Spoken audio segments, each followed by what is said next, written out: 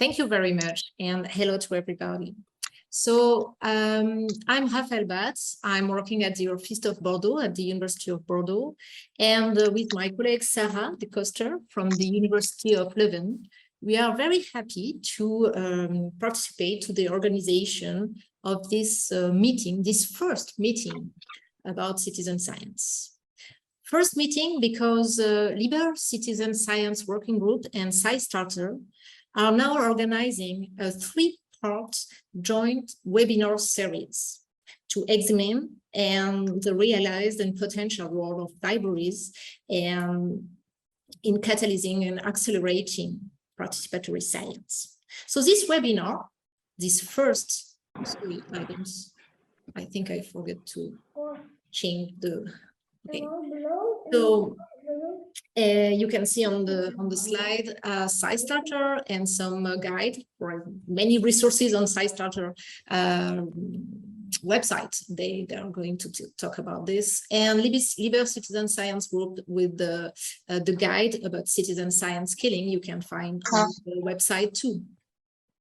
So this webinar, this first session, is organized with Leuven and Bordeaux universities. So this first session is for discussing how to build community hubs for citizen science and see this question through the question of building capacity through libraries and university. So that's true that citizen science aims to enable people of all ages and cultures and skills to engage in real scientific research by collecting or analyzing data, data typically shared with professionals, but also to co-constructing research problems. And all of these projects are also profoundly increasing public understanding of science. However, many studies, beginning with the work of Hackley about typology of citizen science and public participation, show that the participants are mainly people already aware of science with a high level of academic background. So the question we have today is how to expand and diversify participants in citizen science projects. But to answer this question, we are very pleased to welcome three lecturers to present two ways to work on this challenge. The first example is the work done by SciStarter, an association which developed facilitation projects in public libraries and many other places in USA. The second example is the University of Lille science store, La Boutique des Sciences, which approaches participatory projects with a community-based research angle. So we are pleased to welcome Darlene Cavalier, who is professor of practice at Arizona State University and founder of SciStarter. Robin Salthouse, who is a retired library adult service supervisor and advisor at ASU and SciStarter. And Martine Legris, who is a researcher at the Lille University and member of the board of the Science Shop of Lille University. So thanks to the three of you. So I will not talk much, but I will welcome Darlene Cavalier and present her and let her the mic after that. So Darlene Cavalier, as I said, is the founder of SciStarter.org. It's a global citizen science hub, and she's also professor of practice at Arizona State University, where in fact is the principal investigator of libraries as community hubs for citizen science projects. Cavalier has authored books on citizen science and is a founding board member of the Citizen Science Association. So please, Darlene, the mic is for you, and let's go. I will unmute myself. It's nice to see you. Thank you for that introduction, and we're so honored to be part of this series of Zoom events to exchange information about, for us, citizen science, community science, really catalyzed through libraries. So I am going to talk a little bit about the work that we're doing in the United States with libraries. And so our first slide here is looking at our title. The next one if we can move down, is the agenda for our talk, which will be shared with Robin, my colleague. We'll look at an overview of citizen science, an overview of SciStarter, what this program is called, which is Libraries of Community Hubs for Citizen Science, how you can get involved and leverage a lot of researches, and then leave time for questions. So the goals are to help you identify ways libraries catalyze and support lifelong learning through citizen science, to help you find key strategies for introducing and scaling citizen science through your library or a library that you wish to work with, find resources at your library to help catalyze research you may be doing, or you may represent a community-based organization, or you might be representing a library. So all three of those audiences can be served through these and other resources. And then of course, we want to learn from each other. We'll be presenting about citizen science and libraries, and then you'll hear from another speaker who will talk about another form of public engagement in science through libraries. Citizen science, the global movement that enables people from all walks of life to actually advance scientific research. We basically help people take things they're curious or concerned about, and we find ways to connect them to actual research that needs their help. So they learn by getting involved in the citizen science projects, but the projects use the data to advance areas of research. Together, this is how people can make an impact locally, even if they're involved in a global project. Citizen science is known. This has been validated, and there's evidence for this. Citizen science helps increase long-term environmental, civic, and research interest, representation of people traditionally not involved in science, technology, engineering, and math, increases your confidence in being part of science, the scientific enterprise, your confidence in understanding how to collect data and analyze data, increases in science learning and science literacy, domain knowledge, so learning more about the actual content of the projects you got involved in, and increasing scientific progress, because again, somebody's using that data to answer questions they wouldn't be able to answer alone. Many federal organizations and other organizations support the movement of citizen science. This is just a slide to show you some of them. Citizen Science Asia, Australian Citizen Science Association, Citizen Science Association in America, European Citizen Science Association. There's a Federal Crowdsourcing and Citizen Science Act from the White House of the United States, and more. So if you're new to citizen science, you might be surprised at looking at these numbers. The chances are you know somebody, or perhaps you are a citizen scientist. This first image here is of a very popular tool called eBird. This is an app people download, and they use it to organize and categorize different types of birds that they're watching. So they're kind of using it as a checklist, and for using that app, they give permission to share their observations with scientists who use that. In January, there were 1.5 million reports from citizen scientists through eBird. That's 1 month alone. And these are actually a little dated. I need to update these. In the United States, there's an estimated 1.5 million people who volunteer to keep an eye on our nation's rivers, streams, and lakes.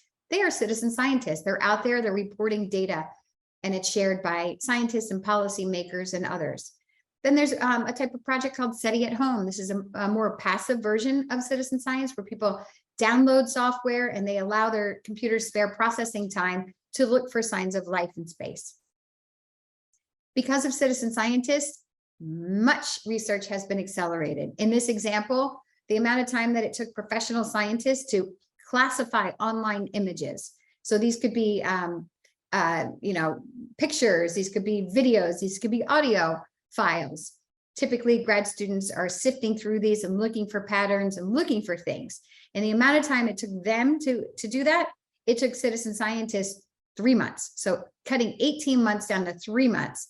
And there's a lot of checks and balances in terms of making sure that the data is valuable, that it actually is high fidelity, good quality. So this particular project looked at online images of cancer cells. And so these were just volunteers. 10 people had to say and see the same thing for one slide for it to be considered research grade. That's 10 times more than the one graduate student. So a lot of examples of how citizen science is accelerating scientific research. This only happens with well-designed projects, by the way, that have support structures in place. We can go over that later too.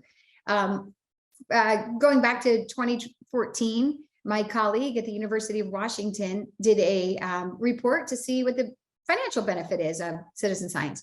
And looking at 338 projects in one domain, this was in ecology, she found that the volunteers there, 1.3 to 2.3 million citizen scientists, had an economic value of $2.5 billion a year. That's in the amount of time, some of that by saving time for that graduate students would have been doing some of that work. This does not replace graduate students. This just helps make them more efficient and effective.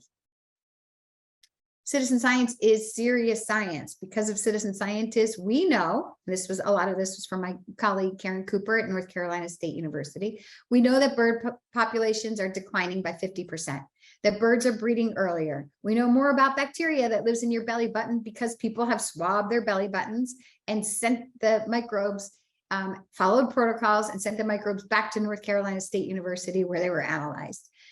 We know that we are accelerating research on Alzheimer's disease by playing online video games is actually accelerating research.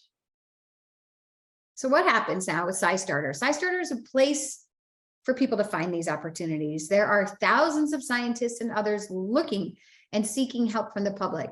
And that's basically because they can't be everywhere. And it's not just scientists. These may be nonprofit organizations or others, you know, very engaged community members who have a question that they need answered.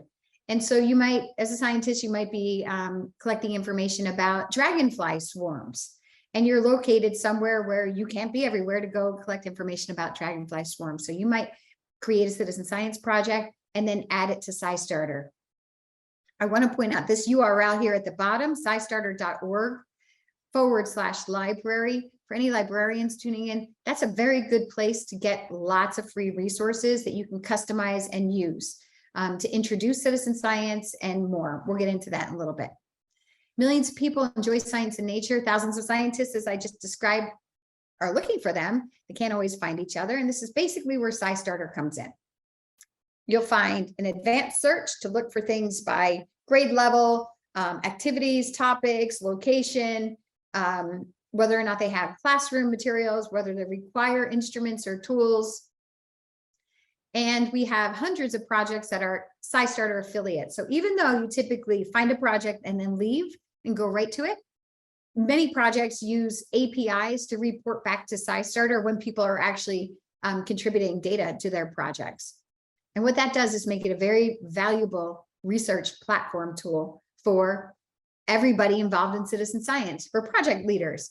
SciStarter becomes a very efficient way of amplifying your project, reaching the right audiences, learning more about your participants, better understanding their movement and behavior in terms of other interests they have in citizen science, all while increasing data to help accelerate your research. Smart, efficient way to basically help decrease infrastructure costs for recruiting people. Organizations, these are just some of the organizations that SciStarter works with. We help their community members just become more comfortable and find the right project for them to do to get whatever incentive was in place for them. For the Girl Scouts, that's a badge. For Verizon, that's volunteer hours, 2 hours a year of volunteering. They do that through SciStarter. For some, it's a school or university. Projects are actually assigned as part of classwork. And so SciStarter is able to provide evidence that people are engaged in those projects too. And researchers, we have a number of researchers who use the platform to better understand the learning outcomes, the social dynamics, the behaviors, the interests, where gaps exist in opportunities to get involved versus where there are a lot of people looking for ways to get involved. So the platform is very simple looking on the front end, pretty complex on the back end. So we noticed that because of the data we're able to look at here, we could see that many projects were saved or visited, but we weren't seeing people contribute to some projects. So we spent some time doing a research project to better understand the characteristics of those particular projects. Why weren't people actually engaging in those projects they seem to like? Part of that is because if the project required an instrument, any kind of instrument, something not easily found around the house, somebody wasn't going to do it. That was a big barrier to them. It wasn't worth the time and the investment to go get those instruments to get involved in a volunteer project you may or may not like. So I'm gonna put that aside for now because that really helps shape our work with libraries. But two other things that we learned and discovered is that citizen science can be very socially isolating, even though we say and we use words like community. Really, you're doing these projects by yourself, by and large. Not always. There's a lot of great opportunities to get together with people to do the projects, but mostly these are designed for an individual to do these projects alone. And then I mentioned the lack of access to the instruments and so forth. This is where we realize libraries hold the key to solving actually both of these problems, or at least addressing them. One is by being a safe meeting space for people to come together, to learn about citizen science, to learn about projects in their neighborhood, do projects together, discuss the results, and figure out a way to take action locally. Then the library also becomes a place where people can get additional reading materials to learn about a topic, but they can also now actually check out physical kits that have instruments and tools and materials in them. So they have everything that they need to get involved in a project. So what we do at SciStarter, and this project in particular with Arizona State University, thanks to support from the Institutes of Museum and Library Services and the Moore Foundation, is to look at ways to lower the barriers by empowering and supporting libraries as community hubs for citizen science, making sure that libraries have a way to disseminate resources and tools and instruments and so forth, but also making sure that the librarians themselves and the staff are well supported to take this on. And I believe, well, two more slides, and then I'm going to pass it to Robin. We have a whole 5, 6, 7 year program now where we specifically are looking to scale our work to support libraries as community hubs for citizen science. What you see here are two women in a library looking at one of the kit materials that is an actual kit there. And this one is teaching them how to monitor light pollution. Light pollution has a lot of residual effects from disrupting your sleeping habits, but also those of animals, migration paths, nesting habits, mental health, waste energy. So we have kits now that are in libraries that can be used for people to help keep an eye on where light pollution is happening, and then help to guide them on what they can do to reduce light pollution. This is just a quick snapshot of the project. Started as a small pilot project in Arizona, which is where Arizona State University is based, 6 or so libraries, and then it quickly scaled throughout the state. So that was very interesting to see. We made some iterations on the kits, on the training programs, on the marketing materials, on supporting the librarians and so forth. We had Citizen Science Day, which then turned into Citizen Science Month every April. We had a national expansion last year. So that began with 10 pilot libraries across the country, and it's grown to become more than 350 libraries across the country. And now I'm going to pass it to my friend and colleague, Robin. Thank you. Okay, I think just before, that's fine, but go if you could go back. Well, yeah. Did you want to have Darlene answer questions first? Yeah.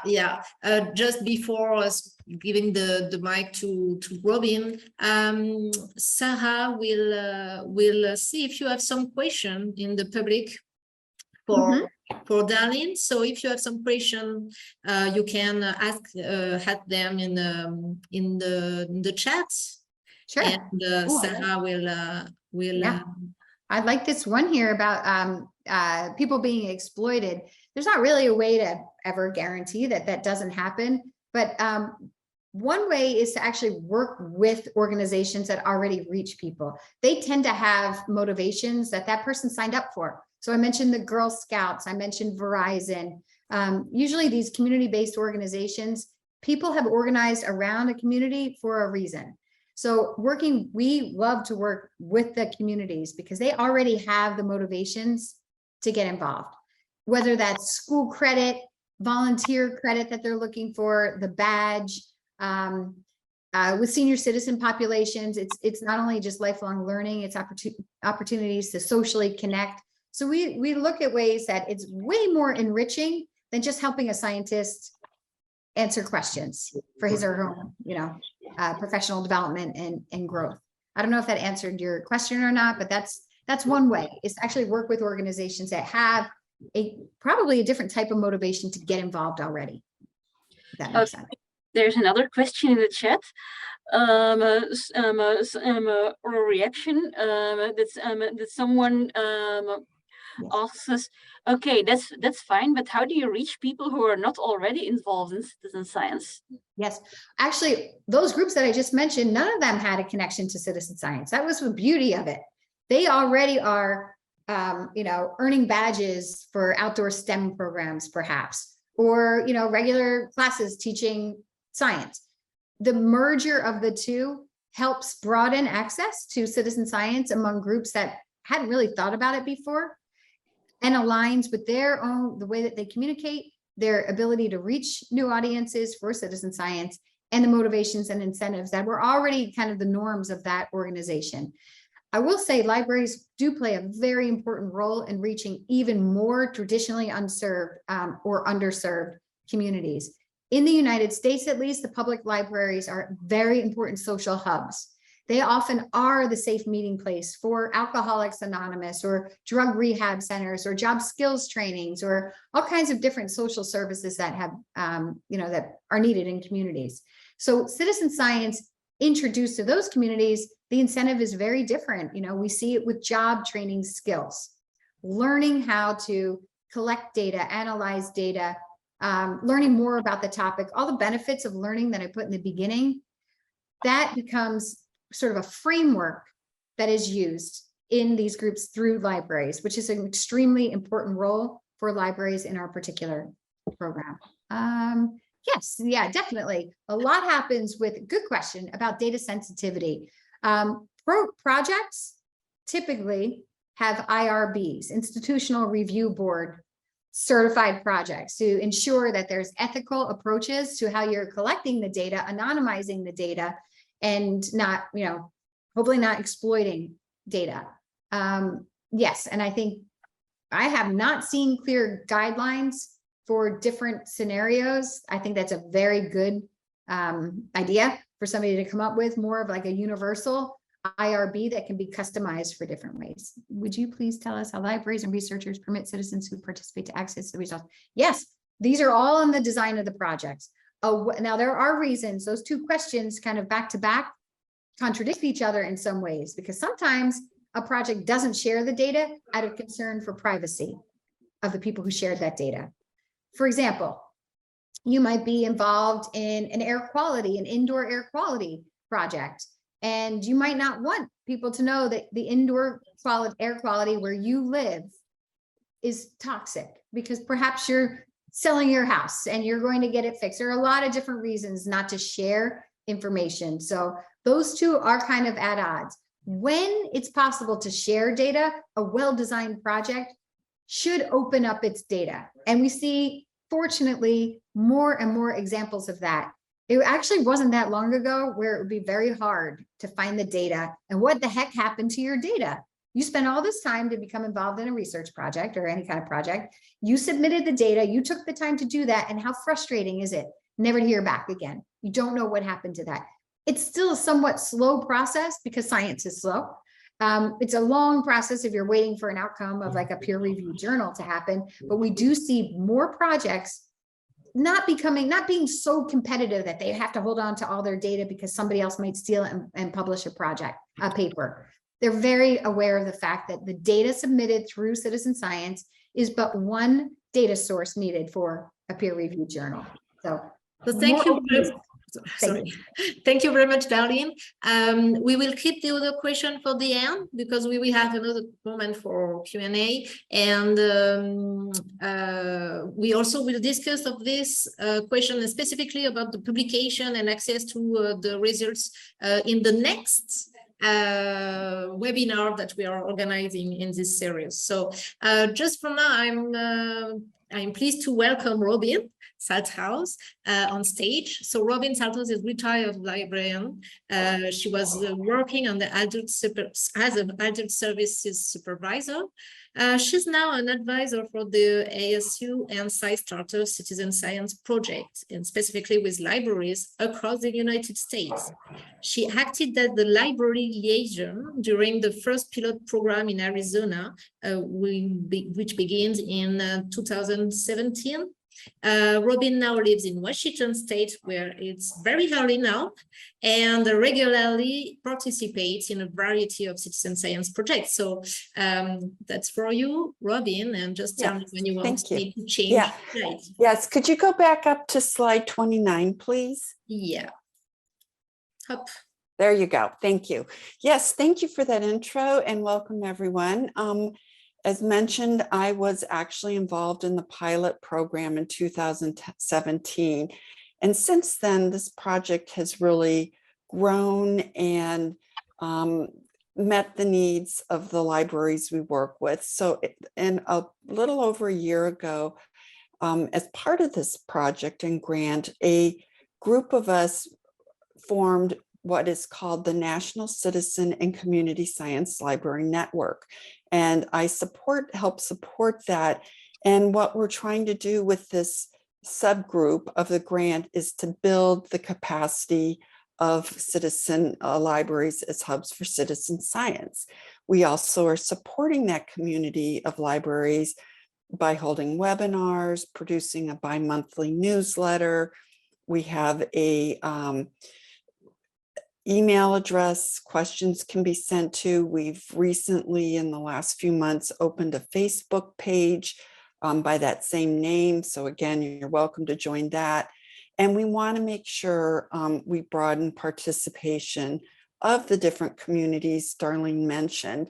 And, you know, libraries in the United States, public libraries, cannot bar people from entering. So whether you're traveling through or, you know, no matter what your socioeconomic situation is, you are always welcome in our public libraries. So we really want to have the availability to reach out to everyone, whether it's an adult, somebody that just has special needs in health or learning, that we're there to support them. And in the end, all of this participation by those groups will help shape and accelerate scientific research. So, you know, we invite you to join our library network where you'll then receive those emails. You'll also be invited to the upcoming webinars that we'll have, and also access to all the free information on the SciStarter /library website. Next slide. So in order to get this whole project started, and it's something we encourage libraries to do as well, either very formally following this process that is called journey mapping. But what was done, and I participated with my community, is to find out, you know, what people need or want to participate in. So, you know, the first thing is to create awareness in your community. So we actually had these journey mapping meetings where we invited anybody and everybody in our community, which at the time when I lived in Arizona was a town outside of Phoenix called Gilbert, Arizona. That's where this library that I worked at was located. And, you know, we go step by step and talk about the opportunities, the obstacles, you know, what people want to do, what their expectations are. And so from that process, we found out that in my community, people were really interested in light pollution because we had a very strong connection with a amateur astronomy group. We also found out that pollinators, especially bees, were of concern. So by doing that, it helped ASU and SciStarter better understand what kits probably should be put together, what projects would best fit our community. And so once the kits were distributed, we went back, the ASU went back and talked to our staff at our library and the other pilot libraries. They also surveyed the users to find out, you know, what they liked about it. Did they have a better understanding of what citizen science is about? You know, did we have good information and materials to support their getting involved in citizen science? and participating in the specific project the kit that we received from ASU supported.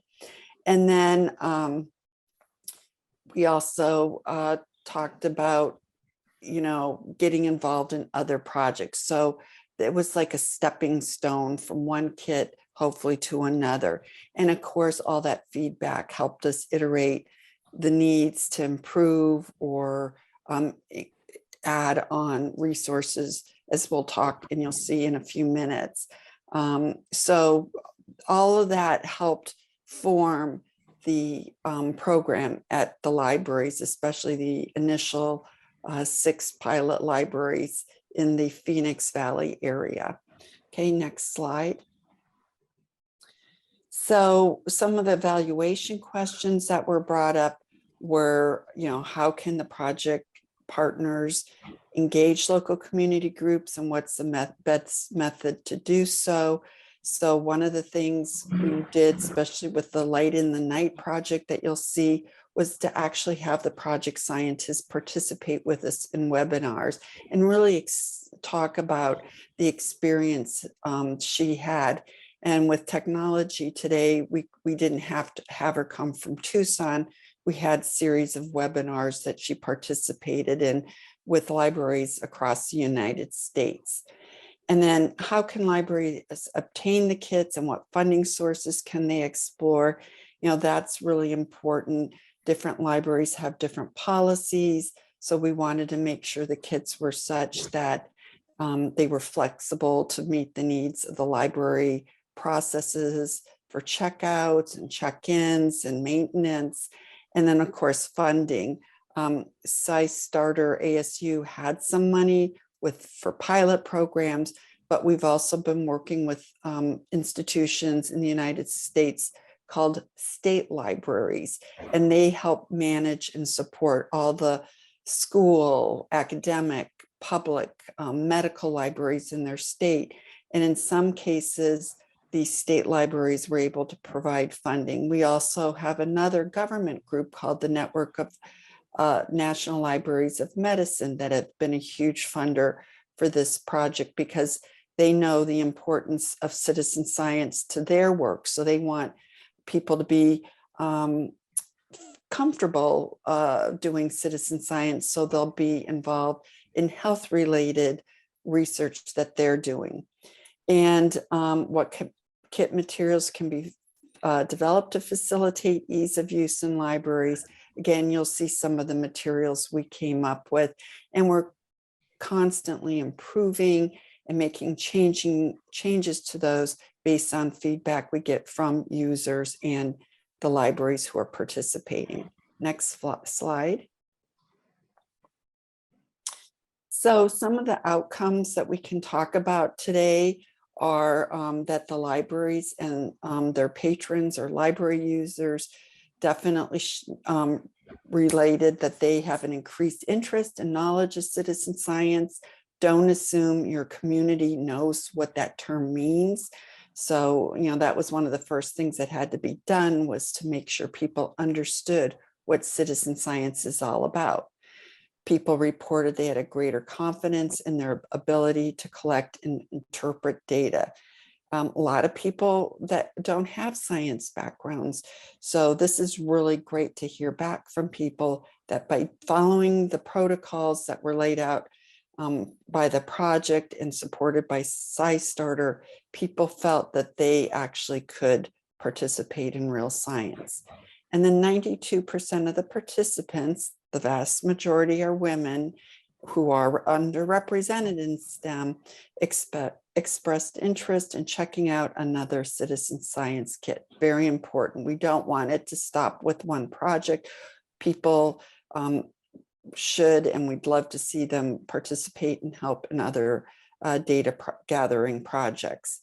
And scientists did report a notable increase in data, especially the scientists I talked about with the light pollution, measuring light in the night. She saw within a few months an increase in reported light measurements in the Phoenix area because the kits were being circulated. So we really had impact almost immediately after circulating kits through the public libraries in the Phoenix metro area. Next slide. Okay, we can, yep. Okay, so the big thrust of this pilot program with Arizona State University and SciStarter was to figure out kits that would help the communities and libraries submit scientific data. So these are some of the kits that you'll see if you go onto this website that's located here at the bottom of this screen. Everything is here from a piece of a document that gives you step-by-step directions to build the kit with instruments. Some of the kits don't have specific instruments. It's been a challenge with the pandemic here and supply chain getting some things, but luckily we found there's good replacements, or the couple of kits that require very specific tools that within a month or two we can get people back online with building these kits. And the kits not only have tools that you use, but we also have bookmarks, rack cards, which are little cards that libraries can use to say, hey, this kit is available, this is what it's about, bring this rack card up to the front desk so we know which kit you want, or wow, all the kits are out. But again, come up and we can put you in a waiting list to get the kit when it's available. So these are just some examples of the materials for one of the kits that we offer through libraries.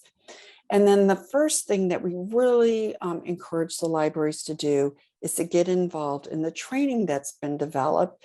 And this is possible, again, in large part through the Network of National Libraries of Medicine, a government organization.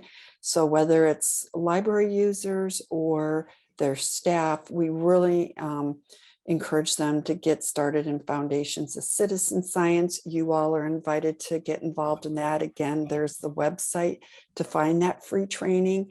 And in this training, you will actually be able to participate in some basic projects. If you're a library, the next step would be to do the libraries as hubs for citizen science. Again, we explain how and why with resources you can download for free to offer citizen science to your community. And then recently we, SciStarter created the data literacy that helps you understand what interpreting data is all about. Okay, next slide. And then once you have a better understanding of citizen science, if you're a library, how to provide it, then it's time to build a kit. So we offer a document to download to give you instruction on building a kit, downloading those bookmarks, flyers that I talked about. Here's an example of that light pollution, or called Measuring Light in the Night is the name of the kit.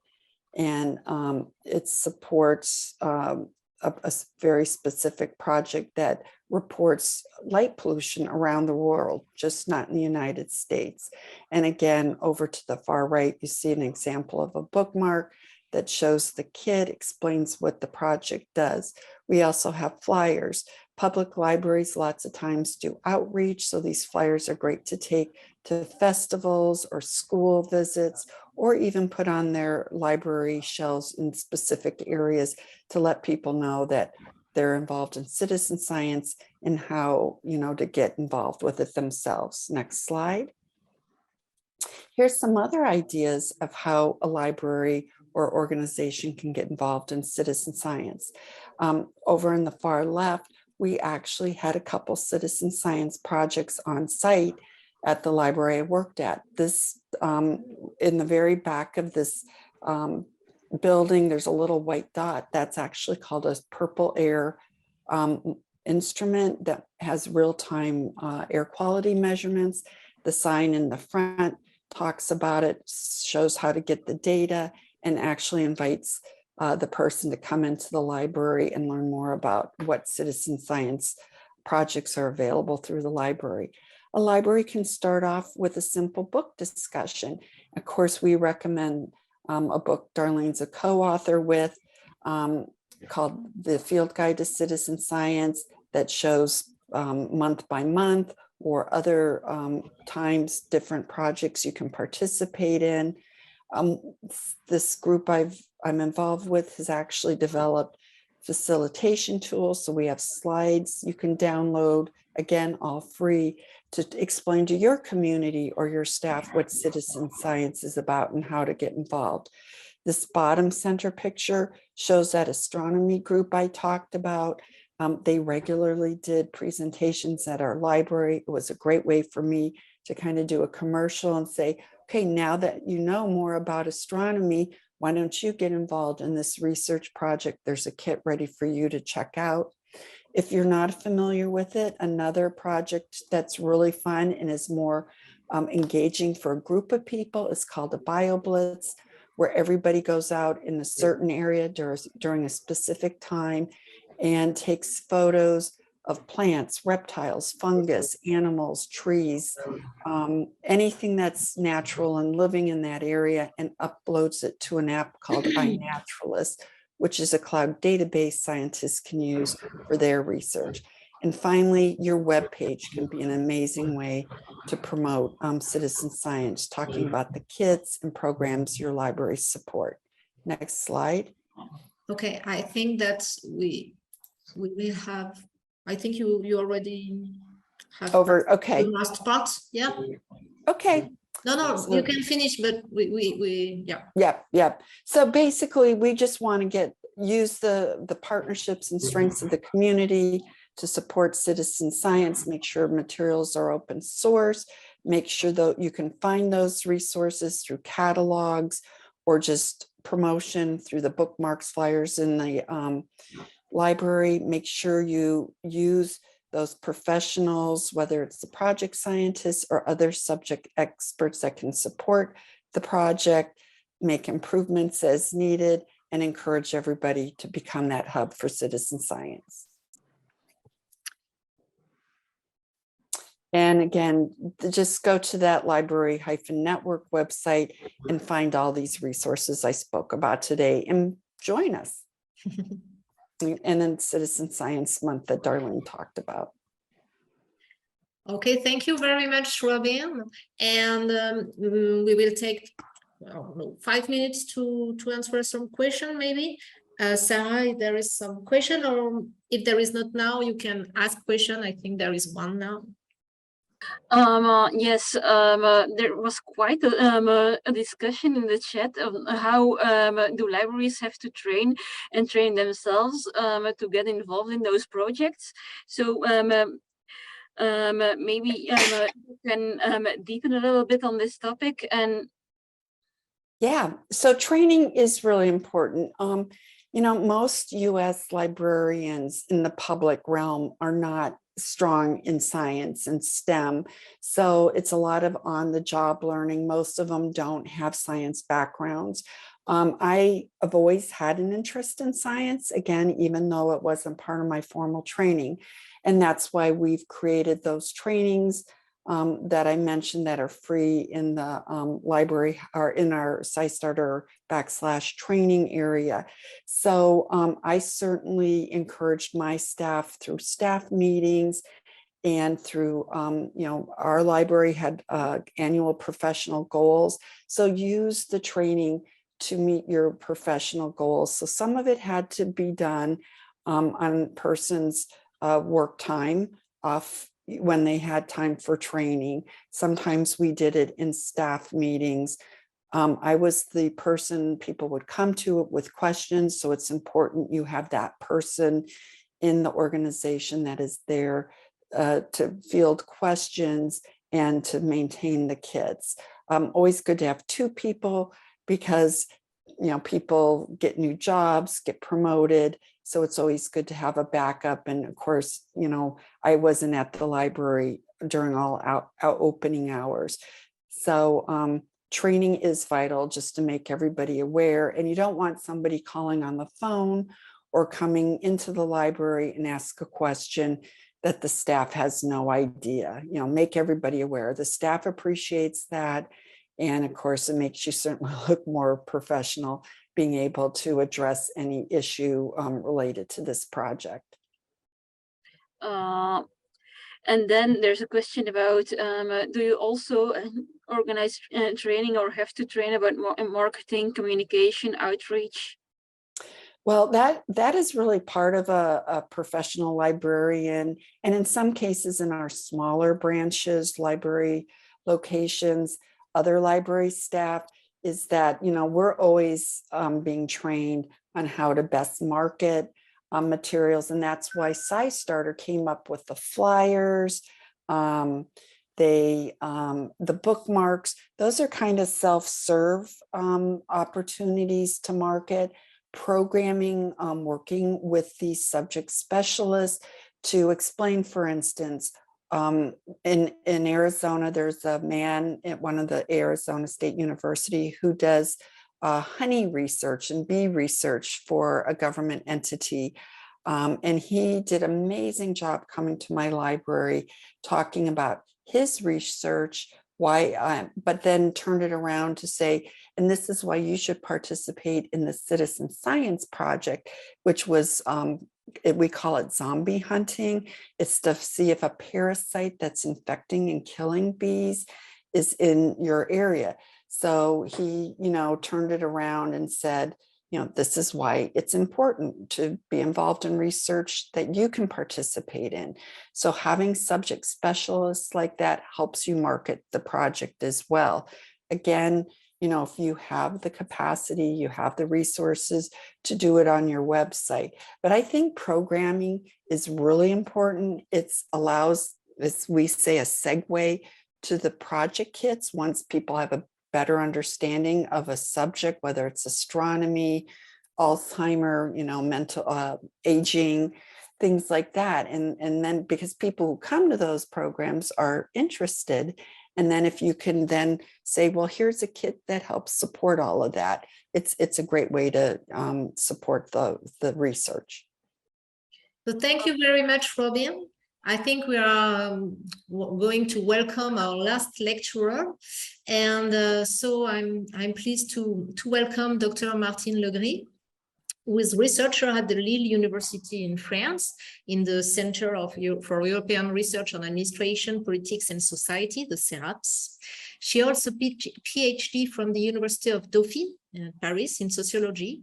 And Dr. Martine Legris is also an internationally well-known scholar in sociology. She's published in Human Science and active across the fields of participatory science, participatory democracy, industrial democracy, and critical research. She's member of the board of the Science Shop of Lille University. So please, Martine, that's up to you. Thank you very much. Thank you for inviting me to explain a bit what we are doing in this Science Shop. So first, what's the Science Shop and why we are doing that? It started in 2016. And the idea was that inside the universities, there were many researchers, but outside the universities, there were also lots of people wondering about several subjects that could be research questions, and that we may build some kind of bridge between them. Can you show the next slide, please? Yeah. So we call it Science with and for Society because it also refers to a European program that occurred during several years, and that also helped to make citizen sciences, but also participatory research more known of researchers as well as civil society. Next, please. So what's a Science Shop? It's a bit different from what you've heard before from Darlene and Robin. It's different in the sense that we are not working only on data collection and data analysis. We are really building projects that comes from civil society. So the initiative of the project comes from people who are not doing research usually, people from NGOs, grassroots, inhabitants of certain cities around the universities, and so on. So they are coming to us because they are asking themselves questions. Usually it's linked to what they are doing, and they think that some research could help find some solution on their problem, or at least could help them understand what is going on. So the Science Shop is really the place where they can have an overview, and we try to translate what they are wondering about into a real research question, which is sometimes a bit long.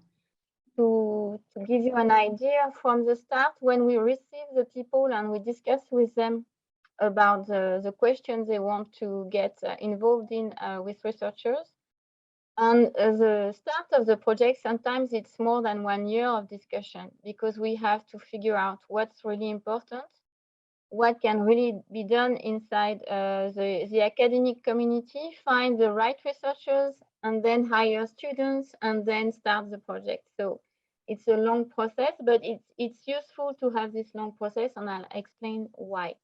So it's really tailored on demand, which means that each project is different. And each project also can be in different areas of research, as we in Lille have every researchers on every research areas. So what's the role of the Science Shop? We first get the questions and the people who ask the questions, we meet them, and then we organize the cooperation once the project starts, and then we guarantee some conditions between the participants in order for them to get involved in a fair project. So I will explain what we are meaning by a fair project. Can you show the next slide, please?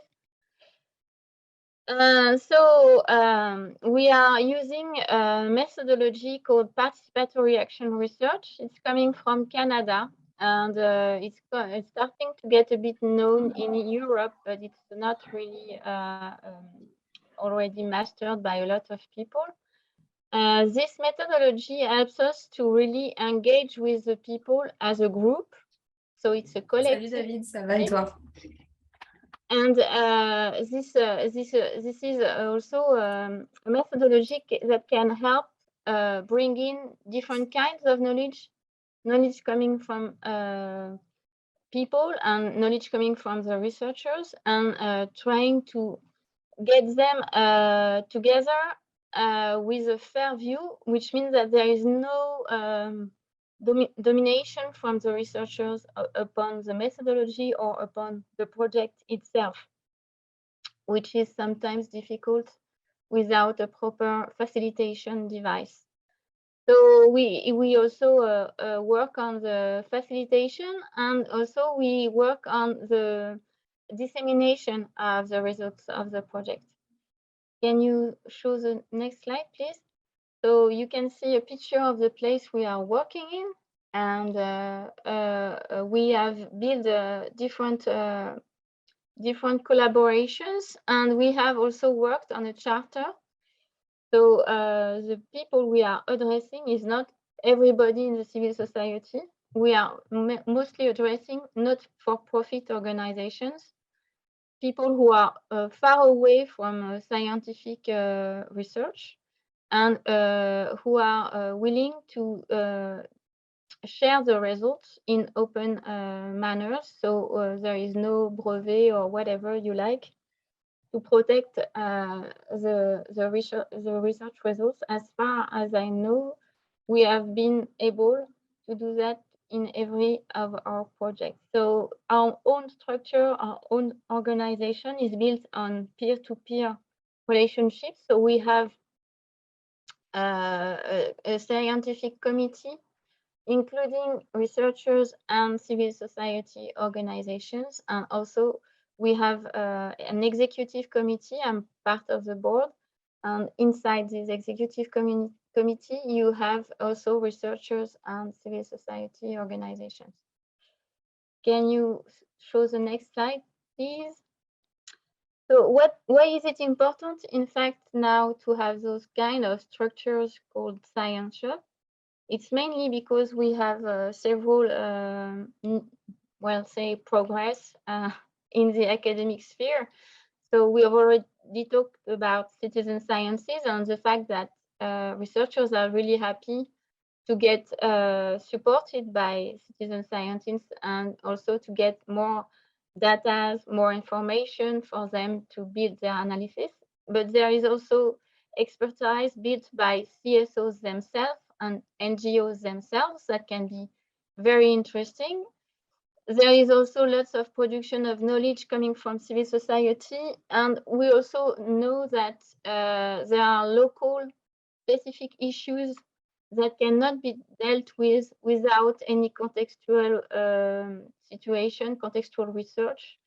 So this is what some researchers call community-based research, but it's also the idea that it's difficult for people who are living a problematic situation to refer to the literature or to refer to experts and find out how can they translate it into their own context. So the idea is that we're really working with them in real conditions, in their own settings, in their own organizations if needed. And of course, as we said also before, there is a lot of interesting developments in open science, open data, and everything that helps people to get more information and more knowledge about different topics. Please, next slide. So in France, we also had a lot of policy support and policy reports in the last years promoting participatory science. But the minus is that there is seldom budget dedicated to it, so it's a bit of a problem. I'll come back to that later. Next, please.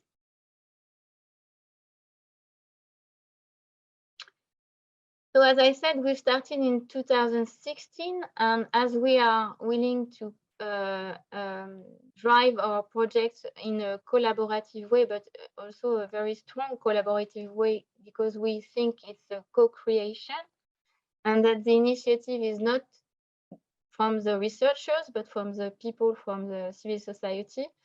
We also worked on our own values and on the ethics side of the research. And I think it's very, very important. For different reasons. One of the main one is that you have to build trust between people who do not know each other, and they will have to work together, knowing that they have different understanding of the situation and that also they do not share the same kind of curriculum. So they really need to be confident and that they trust each other. The second main reason is about legitimacy. Doing research when you're not a professional researcher is not really easy. So you sometimes have to gain in legitimacy, and this is one of the values we are working on in the science. Next, please. This is what we are mainly doing. So the most important part maybe is that we are giving a low-cost access to the knowledge and scientific research. It doesn't imply a lot of time, and it doesn't cost a lot of money to the people who are willing to engage in this kind of project, because we are financing the project. So they only have to give the time and some bite of energy, but it's not so difficult for them. And we are really facilitating as much as we can during all the process. Next, please. So who's doing what inside the science shop? So you see that we are a team centered on facilitation and bridging people with each other. Then you have the people who have been asking for the research projects, or coming from civil society. So usually they are hoping to get some results, but also they are willing to get some arguments and some new knowledge about the situation. Then they can disseminate and use as a structure in different kind of different kind of arena. We have students, so they are really very happy to take part in those projects because first it's very effective, and they can see how what they are doing is really helping and improving some situations. And of course, in their professional curriculum, it's also very valued. And the third one are the researchers who are tutoring the students. For them, it's also interesting because they learn about civil society organizations they don't know yet. They get access to some data or some information they would not be able to get without the project. And of course, for us, it's very important to help our students to find interesting projects and interesting missions. So that's a win-win situation. Next, please, because I see that my time is almost done. This is about the financial part of the science shop. So you can see that the budget is not so large. It's a small budget. It's allocated by Lille University, but it's also allocated by la Maison Européenne des Sciences Humaines et Sociales. Donc it's a network of social sciences houses, and there is also a part coming from the metropolitan area who is supporting the science shop. So we have around 6,000 euros for each short project, which means around 6 months. It's for master students, so they have those 6 months dedicated to a specific research project. We also have now longer projects. It just started to work, so we are experiencing it. It's a 2 years project, and we are around 7 projects a year. So it's not many projects because it takes a lot of time to facilitate and organize. And we also have been lucky to convince the University of Lille to launch a call on participatory research. And this call is in place since 2 years now. And it's really nice because we see that researchers are interested in it. And we are also organizing training sessions for PhDs, training sessions for researchers, and training sessions dedicated to the project teams, so civil society organizations, students, and researchers, to help them understand what it means to work together and what it means to do participatory research, and to give them some tools to be autonomous as much as possible in the way. So thank you very much for your attention.